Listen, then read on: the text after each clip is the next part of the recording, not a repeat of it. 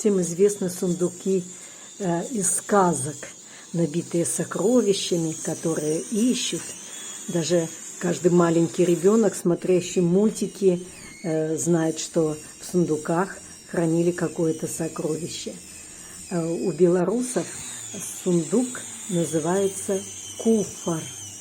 И вот до конца XIX века роль вот такого сундука выполнял кубел, в котором хранилась одежда.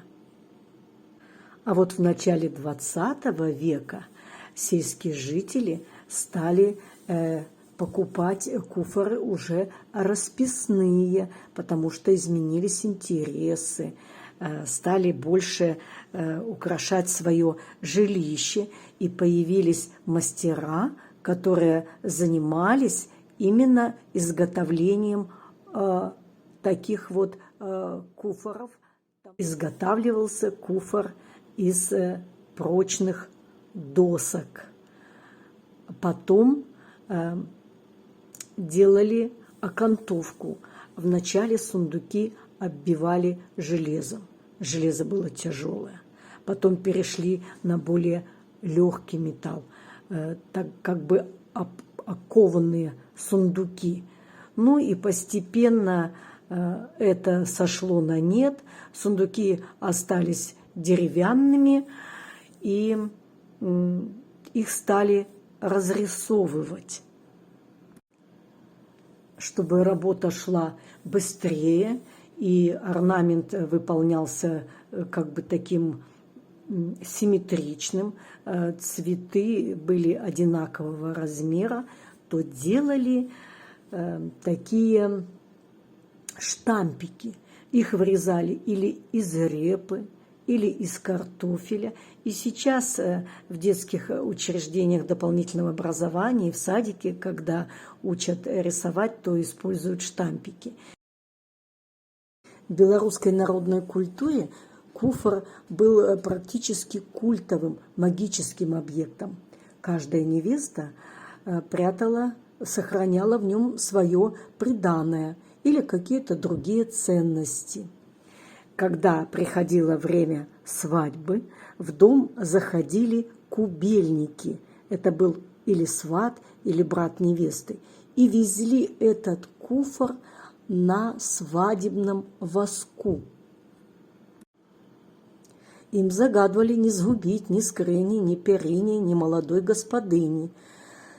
И жених должен был выкупить этот куфар. И пока свадьба суд до дела, этот сундук выкупали несколько раз. Ну, а языческие отголоски, что касается куфара, были в том, что если, например, женщина тяжело рожала, то приступали уже к мистике. В доме открывали все скрыни для того, чтобы как бы открыл скрыни, и вот роженица откроется, и ребенок на свет появится. Выбрала эскиз, и поскольку в школе и в садике нас всех учили рисовать цветочки, вначале нарисую, а потом буду уже закрашивать красками. Но самое интересное связано с тем, что куфар часто встречается в сказках и преданиях. Например, в подземелье или в лесу очень красивая девушка сидит на куфре, расчесывает волосы. Или собаки охраняют на цепях такой куфар.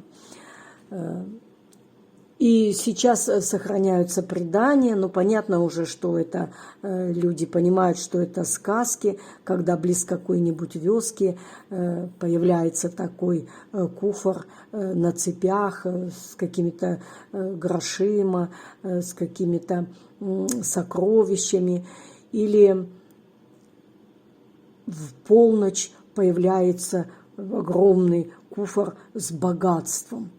Если бы это было так, наверное, все бы сельчане вокруг уже давно обогатились.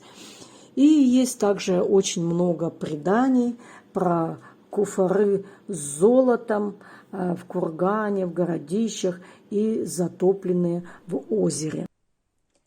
И так я закончила рисовать свой куфар и решила оставить его белым под белую простыню, под узорник, вышитую таким орнаментом, чтобы, когда я оформила рядом